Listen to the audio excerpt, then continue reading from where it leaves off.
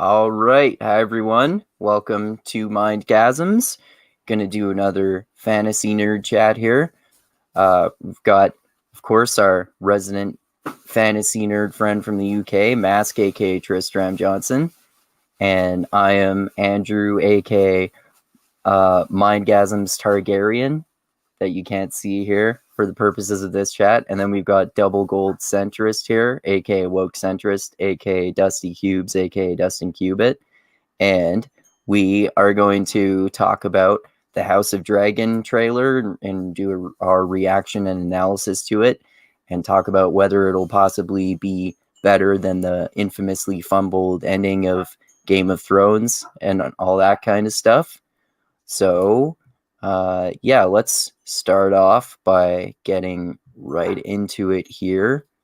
And I will screen share the trailer here, and then I'll pause it whenever I want to say something, and you guys just start talking or ask me to pause it whenever you have anything to say there too. Mm-hmm. All right.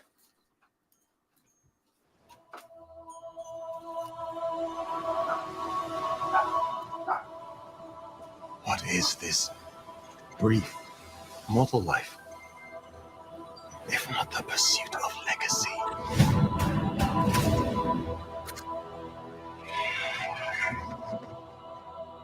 I, Rickon Stark. I, Corlys Velaryon. I, Bowman Baratheon. Promise to be faithful to King Vis. Again, just briefly, I'm excited that it looks like there will be dragons. That's good. Cerys, and to his named heir, Princess Rhaenyra. Rhaenyra Targaryen.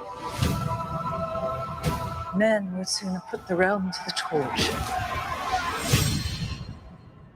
than see a woman ascend the Iron Throne.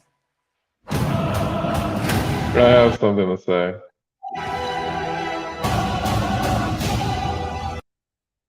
So I didn't read too much into the trailer or the series or what's going on here, but it appears like they're starting after the invasion. Yes. And not during or before the destruction of Valyria. Is that right? Yeah, it is. So the fall of Valyria is 100 years before the conquest. Aegon the First is the conquest. This is certainly the Dance of Dragons. About 120 years after the Targaryens have been ruling the Westeros, Viserys the First he marries multiple times. And at first he only has girls. So he raises the eldest thinking she's going to be the next queen. And indeed, he makes it clear she's going to be his heir. But he gets married to a very powerful woman, a high tower, second marriage, and then he has sons. And in Westeros, sons take precedence, as we know. And so the Westerosi are kind of like, why wouldn't it be Aegon who'd be king? And so then they get this idea. He's like, oh, maybe I will be king. And then there's this is the only Targaryen civil war that we hear about in the books. Okay, so Rickard, is that Ned's dad or grandfather? No. This is several generations back. We're almost 100 years ago, so it must be great grandfather or great great. Okay. Oh, so this is farther back than the Mad King, then, right?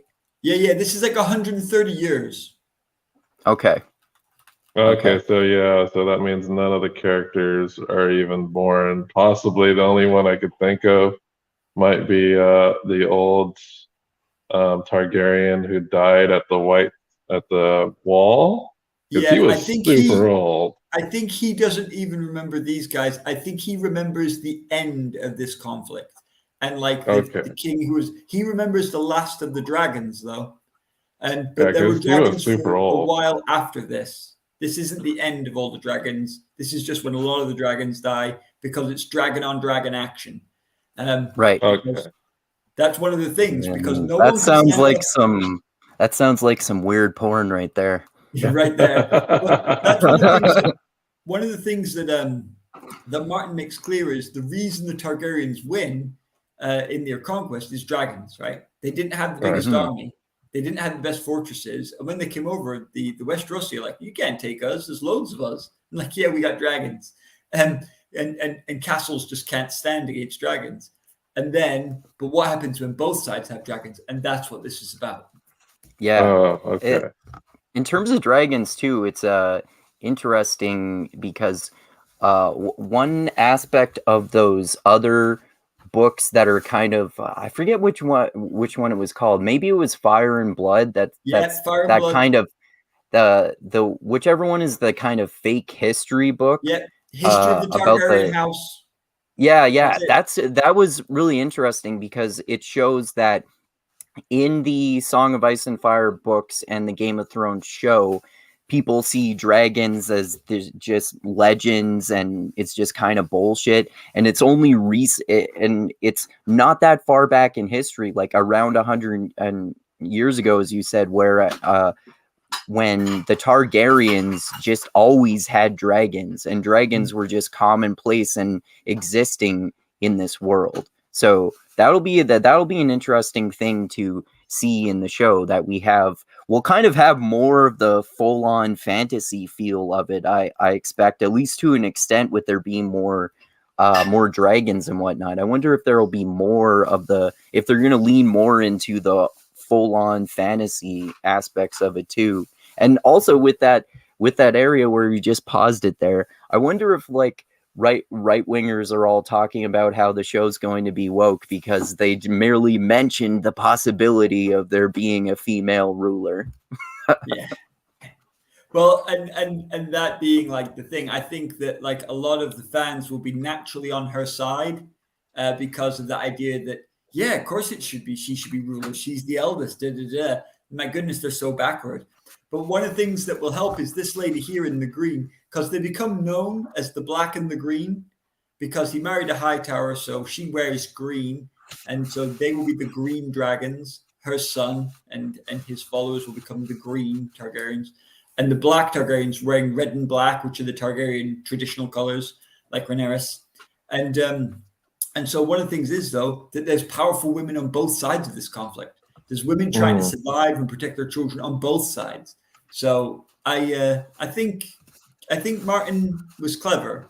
I think you can have woke and non-woke people enjoy both sides of this conflict. And it feels very legitimate to the Games of Thrones mythos, which is why I think it will appeal to fans. I think if you enjoyed the original series and the original books, this looks really set, well-grounded in the Song of Ice and Fire mythos. And I think it's going to go down a treat. I hope it turns out well, man. Yeah. Because Hightower, that sounds familiar. Is that the house that originally in the books that Rob was supposed to marry a woman from, or not supposed to, but he forsook the girl from the twins, and he like got with a Hightower, at least in the books. Yeah. And I know they completely changed that for the show. It's just like some lady on the battlefield that wasn't a noble. Okay. She's because she's from the Casterly Rock area. She's not a Hightower. Hightower is a very Old Town where the Magisters are from. Mm-hmm. Yeah, that's the Hightower stronghold. That's where that family are from. So it's right in the south, the same lands as the Gardeners. Okay. But anyway, just a super the previous leader of the Kingsguard was a Hightower. Like they're a very old, very powerful, very prestigious family. That's one of the things I'm going to love about this series. I love that. I love the whole houses angling against each other and the coup and counter coup. And I think we'll see some of that, but with more magic and dragons. That would be awesome. Yeah, I didn't realize that there's the Targaryen civil war is going to be such a huge aspect of this. That's going to be really cool. I think that's going to be the entire show. Yeah, that's awesome, man. Who was that? So you were mentioning Robb Stark. Who is it that he was supposed to marry to solidify the twins, like the old guy that was like a codger that always married young girls who basically sat on a bridge, and it was like the only passage to get from the north to where the south was, because he basically, there was a Yeah, that choke doesn't point. happen in the book. Well, in the book, he was He's being supposed to marry tended to. somebody. Like Yeah, he was John, supposed to marry somebody there, but he married somebody else. But in the show, it was like she was like a commoner, but in the book, she wasn't, like a minor a noblewoman minor from a noble. different. Yeah. Oh, okay. But it's still the case in the show as well as in the books Yes. that he was Well, going yeah, to the marry Red someone, Wedding. but then he Yeah, married the someone else reason. for love. Yeah, that's Yeah. why the red wedding happened, right? Yeah, Correct. He in did both That's marry that right. one. instances, Yeah. it was the I don't know what their names, I keep forgetting, but Frey. oh yeah, Walter Freys? Frey was scorned in both instances in the book and in the show. He Yeah. was supposed to marry one of his daughters, but that's why the red wedding occurred. But it was a different character in which he forsook Walter's heir or offspring. It was a And minor noble yeah, and in the book. And they Okay. do different things as well, because I believe in the show, she is murdered along with Rob. Yeah, Mhm. in the book, she survives. She She's lives. taken hostage. And Yeah, so does his another son. interesting aspect of the connected to the red wedding too is that we see that in comparison between the books and the show is that we see in the books that Caitlin Stark actually, or is it Catelyn Stark? I forget how it's pronounced. They go with Kate, Caitlin in the show. Caitlin Stark. Okay, she we find out that she survives the red wedding, and she's being protected by Lady Brienne for a brief period of time, and then she has some sort of weird magical powers where she's like half zombie or something, and then she's growing. She has this growing team of people who are supporting her, and she's seeking vengeance. But they didn't get into that in the show at all. They kind of just abandoned that plot line. So I wonder if George R.R. Martin is gonna go farther with that in the books if he finishes. I the think he's series. gonna have to. Like, he's definitely gonna have to incorporate I guess you can call Caitlin like a revenant or something, because she definitely gets killed, but she gets brought back to life somehow, and they don't say how. There's definitely ways to be brought back to life in that universe, but they weren't explicit about how that happens with her. Yeah. There's Beric Dondarrion, for example, is able to breathe life into people. Yeah. Does that happen in the show? Beric Dondarrion does perform. Well, I remember in the show he gets killed and revived by the Red Witch, but I don't think Beric himself actually does any reviving. Yeah, he gets killed and resurrected by the Red Woman several times, right? But I don't think he actually resurrects anyone himself. See, that's again very different in the book, because before she even shows up, he is alive. He dies trying to bring back the mountain. It doesn't work out for him. Never works out for you if you try and take on the mountain. And Thoros, who is also a red priest, who I think is missing in the series, brings him back. No, he's in the series. He's in the show. Well, it's Thoros who brings him back. And then when he's back, he has this fire in him that's keeping him alive. But he is not really alive. And that's one of the things that Martin does, is you can get resurrected, but you're not really resurrected. You're like a living death. And and then with that fire, when he is killed, he can't be fully killed. But eventually he gives it to someone else in the books. He gives away his immortality. I won't go into it because we won't spoil that. But like, one of Martin's thoughts is death is bad, but there could be something worse. Like, death should happen. It is normal. And if you will just accept it, it will be better for you and your house.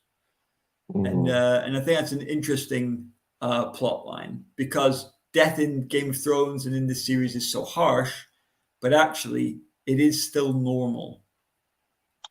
Yeah, that's crazy because how advanced the plot is in the show versus the books.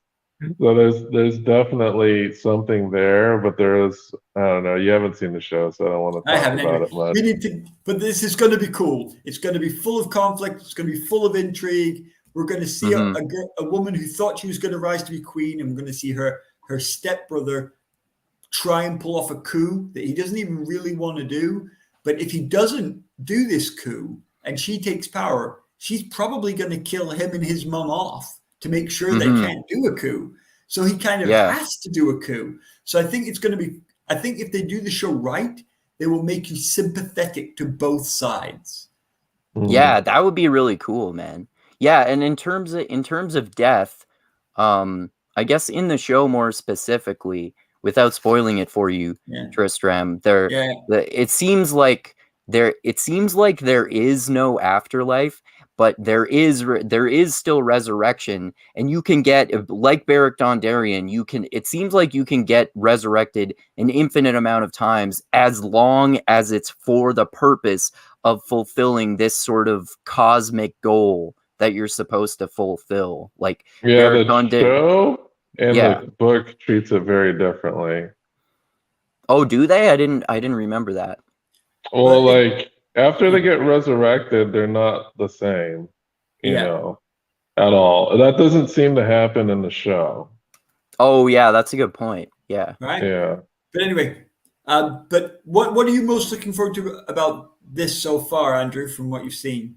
This show. I just I guess so far the civil war aspect between the Targaryens and the dragons, I'm kind of torn between those two. Cool. What about you?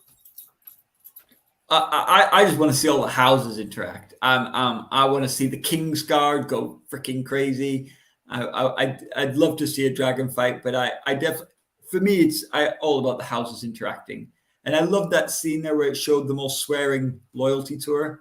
I love all that kind of stuff. The old English sort of feudal system, and like calling up the banners, and the fact that if you've got people who swear to you, that increases your power. And I love all of that sort of stuff.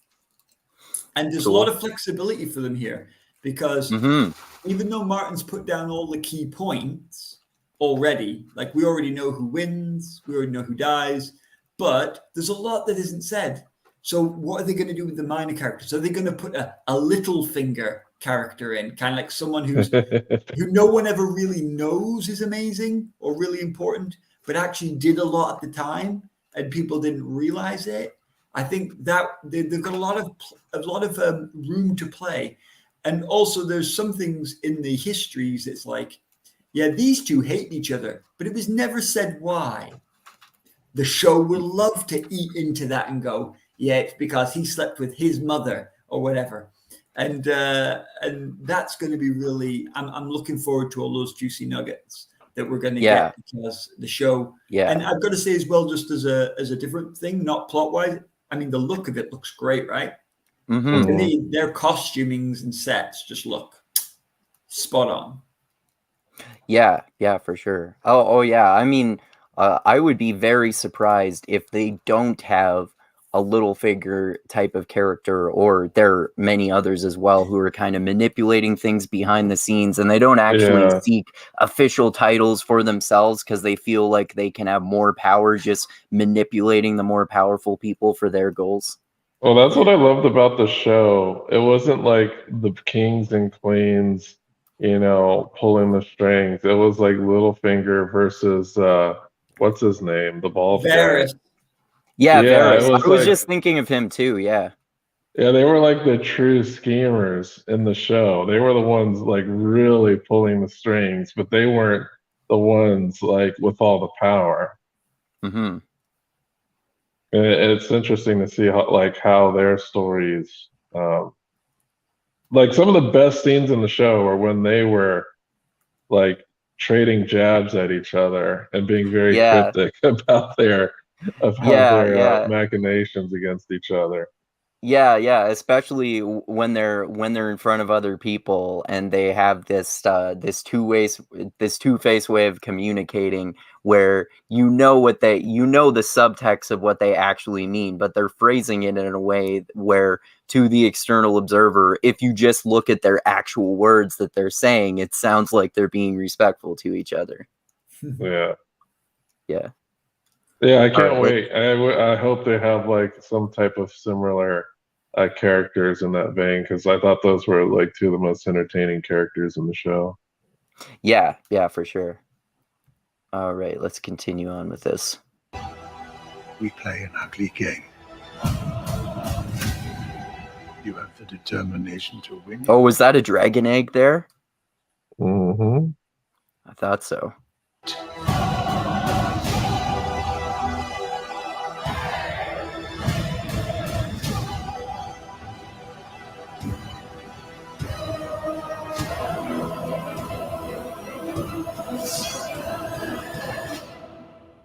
History does not remember blood. Yes. It remembers names. It's a Targaryen crest. Oh, that looks cool, man. Yeah, I'm excited. Yeah, I'm gonna have to buy HBO Max for a few months while the show's out. Yeah, just to watch the show, eh? Yeah, because I really don't need another streaming service. I have way too many already. Mm-hmm. The other option was to see if it popped up on our secret site, but you know, if the secret site doesn't have like if it comes out, it's gonna take a while before we see like updated episodes and stuff like that. Yeah, there seems to be a delay with newer stuff there. Yeah, so I'm gonna indulge in HBO Max for a while, see how that goes. That's appropriate. Yeah. You might as well pay creators for their creations. Yeah. I wonder if it's eventually going to be streaming services are eventually going to be very similar to cable packages where there's just way too many services. Yeah, like where you buy a streaming service package where it bundles a whole bunch of streaming services together. Kind of like how you could use to do that with TV channels on cable. Yeah, it's TV getting is becoming crazy. more and more irrelevant, at least to us in the UK. Mm-hmm. Like to me, I watch far more internet-based stuff than I do TV. Yeah, I hardly ever watch cable TV anymore. Yeah, I watch TV every night. At dinner, we always watch local news during dinner. Oh, okay. So that's kind of our vestige to the archaic network television that we can hold out on. Yeah. It seems like somewhat of a generational thing too. I think, people in our generation and younger people especially just never watch cable TV for the most part. And I mean, I know my dad watches baseball games. Basically, that's mostly what he watches on cable, and my mom mostly watches game shows. I don't think even they watch that much, but they certainly watch a lot more cable TV than I do. But even when I watch regular TV, like I don't watch TV, I watch it on the TV streaming service. Yeah. So we have over here, we have the BBC, the British Broadcasting Service, and they have a couple of channels, and some of the stuff they have on is pretty good and reserved to them. But they have a free BBC iPlayer that shows all of their stuff as a streaming service. So I'm like, why would I try and tune in at the time when I can watch it at my own convenience on their streaming service? Yeah. Yeah, there's actually something similar to that here in Canada. There's I think it's CBC Gem, which I think it's a free streaming service, which is basically just CBC but as a streaming service. Yeah, absolutely. Okay. Yeah, I pay for my local TV streaming. It's because over here you'd have to get it off of an antenna, and I don't want to pay for cable because cable's too expensive here. So we just pay for like a local TV streaming app that streams local live stations. Yeah, the adverts pay for it, or if it's the BBC, in England you have to pay a charge just to have a TV. So if you pay that charge, then you get. Is that BBC. for each TV or in for England? household? In England, there is something called the license fee, and everyone who has a TV has to pay the license fee, even if you don't want to. Even if you don't want to watch BBC, it doesn't matter. You have to pay the license fee if you have a TV, and then because of the license fee, BBC is free because it's paid for by the license fee. Does that apply to all versions of video displays or just particular? Anything that can get a TV signal. Anything that can get a TV signal. Okay, so if you buy a computer or monitor that doesn't have an antenna, that wouldn't apply? You do not need to pay the license fee. But you also, if you try and log in to BBC iPlayer, you have to declare that you pay the license fee, otherwise you can't use it. They ain't stupid. Anyway. Okay. All I'm saying is if you just wanted a display for like a video game console and you didn't want to have to pay a licensing fee because you're not going to use TV on that display. Yep. Okay. And if you're not going to watch TV, then you don't need to. If you can declare it otherwise. Okay. All right. Anyway, so what do you guys? So what we kind of got into that a little bit, but what are your guys' impressions of what it looks like the House of Dragon show is going to be like based on the trailer? You go first, Tristram. I genuinely think it looks like early Game of Thrones. I think it's going to be a little bit more magical, a little bit more, maybe even higher sort of nobility, because they're going to set it 100 odd years in the past. So I think it might even be a bit more these and thous and therefores and sirs and even more honor and all this jazz. Like we were getting like more Tolkien-esque. I don't think they're going to go full Tolkien-esque. I really don't. I just mean in terms of the thee and thou and honor and stuff. Oh yeah, I think we might hear some language change. Absolutely.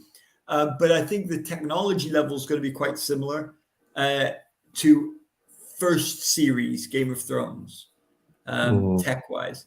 I think we're going to see some, like from that trailer, I think the visuals are going to be lovely. Specifically, the costuming looks excellent. And like, did you see the sarcophagus as they push it off into the water in the funeral rite in the trailer? No, I didn't see that. Oh, okay. I thought it was just like a statue falling. Oh, no. I think that's a sarcophagus. Like, okay. If you look at it, when you get a chance, rewatch and put it on still, it's shaped like a human. Okay. So I think that's like a funeral rite. I think that's what that is. Okay. So, yeah, that makes sense. And well, you see, I think the death of King Viserys is what kicks all this off, right? Her dad. That would make sense. Yeah. And very dramatic, and they may even be at Dragonstone. You see, pushing. That was the only actor who I recognized in the trailer. I thought, oh yeah, wasn't he the guy who played one of the Doctor Who's? Yes, entirely possible. So that's what I'm looking forward to. I think the visual aspects, the nobility, and the increased magic system, which will be cool. Because remember, they can't do what they did in Song of Ice and Fire, because the reason Martin writes Song of Ice and Fire and doesn't write Dance of Dragons is because everything's changing then, right? Magic's been lost and it's all resurging. So you've got the Red Woman, you've got the Children of the Forest, like doing their last push through Bran Stark. You've got like the White Walkers coming back. You've got the summer and the winter issue where like the land becomes summer for so long and then winter for so long. All that's happening in that era where just everything's changing. The watch is changing. Yeah. All that can't be happening here because it doesn't happen in this era. So he has to do something different. And the different thing he's going to have to do is presumably going to be all about the dragons and that high level of, yes, there is like literal dragons as regular things. Like you said, it's not going to be some mystery. It's going to be like, there's a dragon in that castle and it can come over and kill us all. And everyone believes it too. Well, they don't need to believe it. They can see it. It's fact. Yeah. Yeah, exactly. Like, people aren't denying it, saying that's some magical bullshit. I wonder if similar to that with the dragons, like you mentioned, the children, people are going to be more aware of the history of the children of the forest and the White Walkers and that kind of stuff. That'd We're be 130 interesting. years closer, right? To all of Yeah, that stuff. yeah. So how about you, Dusty? What excites you the most about House of the Dragon as we know of it so far? Just fleshing out more of the world of Westeros and being able to see, hopefully, them expanding upon some of the things. Like maybe we might see the origin of some of the songs that were sung in the books, or just like fleshing out that world. I do have my concerns, though. I guess my concerns would be, as of course, the great Game of Thrones TV show had a very solid foundation to pull from. So in this, like, who, like, what is the foundation? Who are the showrunners? Like, how involved is George R.R. Martin in this project?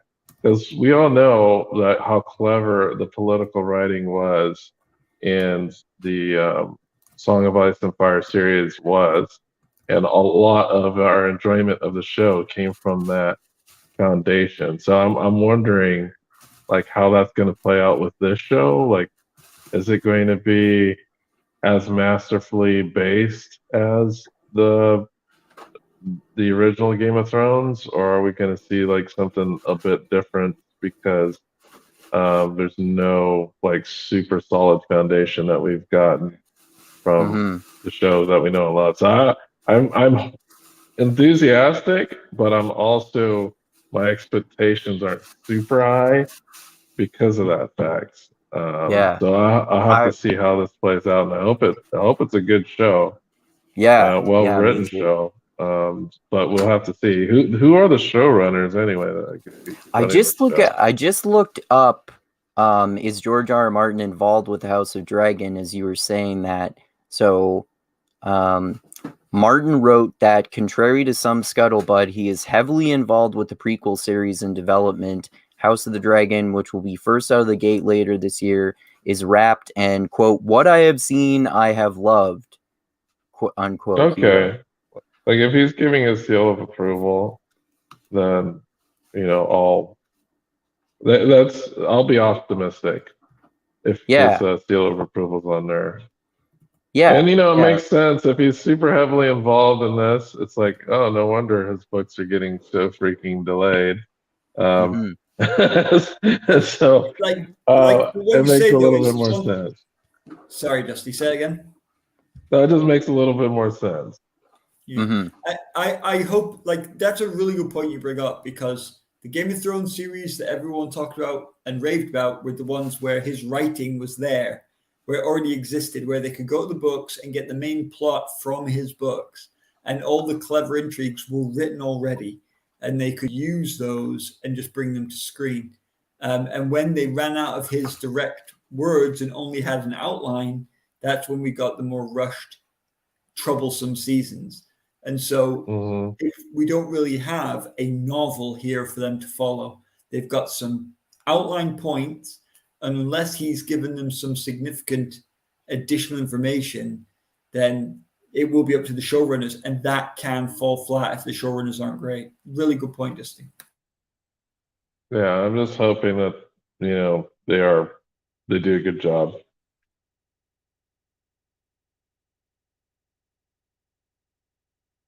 Yeah.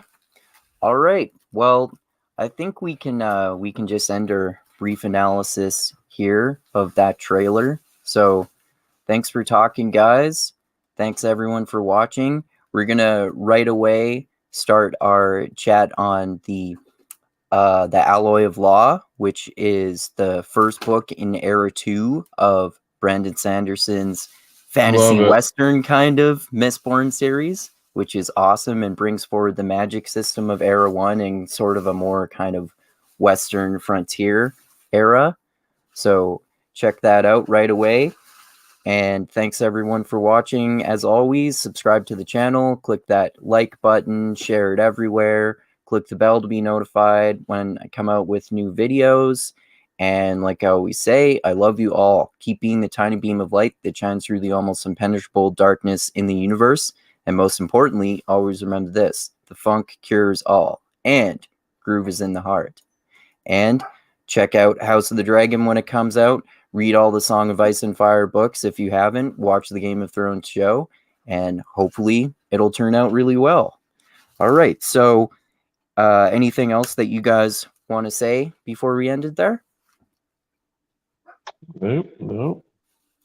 All right. Thanks again, guys, and thanks again, everyone, and adios until next time.